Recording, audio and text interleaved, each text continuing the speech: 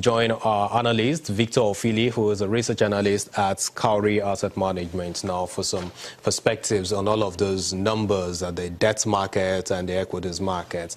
Let's kick off with the equities market, where we see advancement this week mainly by 1.55%. Victor, tell us what happened. Okay, thanks, Temple, for having me. During the week, we saw a continuation of the momentum in the market, equities market. This week was about the fourth consecutive gain rally of the month. Okay, in the month as a whole, we saw an appreciation of the index by 3.45%. In the preceding month, we saw 3.50%. So, like I said, what really happened this week is a sustenance of momentum. What exactly is responsible for this rally that we've been seeing? Okay, first off, recall like 3 weeks ago when the Morgan Stanley Capital Market Frontier Market, the MSCI Index. Yeah, MSCI Frontier Market Index. So Nigeria was retained in that index, and so that kind of sparked off the rally you are seeing today. All right, and even prior to that time, we've also seen inflation numbers coming down month on month. We've seen our reserves going up. Confidence has really been increasing. GDP was recorded at 1.40% growth in the third quarter. So all these things tended to support the market.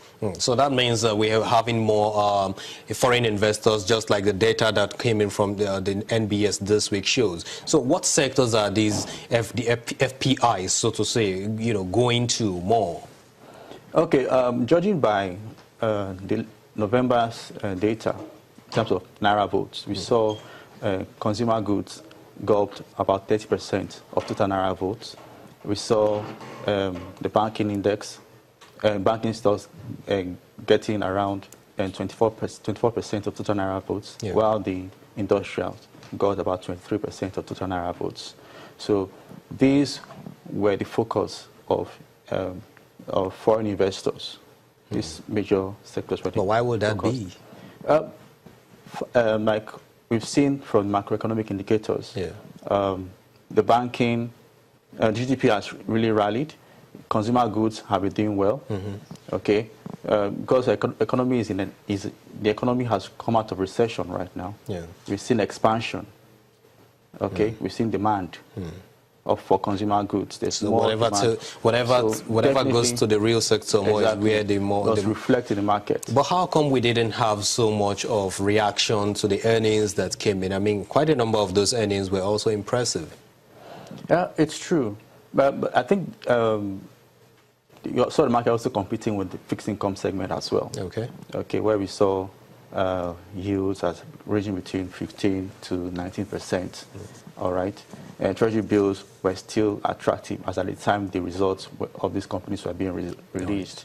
So I think they saw competition, market saw competition from even the fixed income segment as well. So it goes to say that investors will be tilting more towards the equity market now. Yes, since the release of that, since the outcome of that review by the MSCI Frontier Market Index, that kind of boosted the confidence of investors in the market, Nigerian market.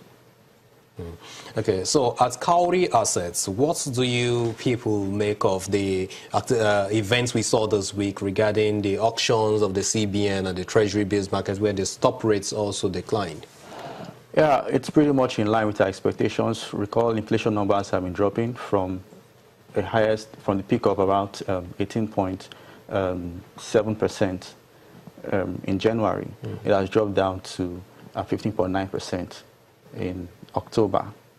All right, so definitely it will translate in the yields we are seeing in the fixed income segment. Treasury bills fell from about 18.86% in January to about 15.57% in November. Likewise, bonds as well. And also we've been seeing an increase in our crude oil production. We've seen an increase in our external reserves. So these are the kind of things that tend to boost confidence and then will reduce the yields on fixed income. Okay, Victor, after the break, we will continue this discussion, but then we'll be looking more at what's transpired in the month of November.